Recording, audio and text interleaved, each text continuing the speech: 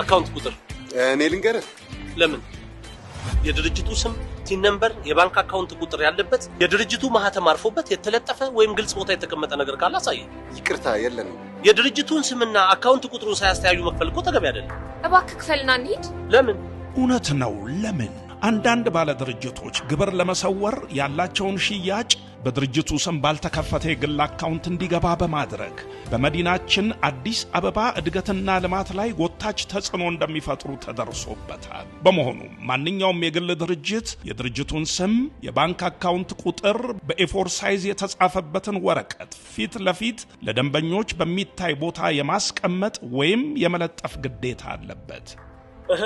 ሰማሽ አይደል? እንዲሁም ማንኛውም ተገልጋይ የተሰጠውን የባንክ ሂሳብ ቁጥር ከድርጅቱ ስም ጋር ተመሳሳይ መሆኑን አረጋግጦ የመክፈል ማህበራዊ ግዴታ አለበት።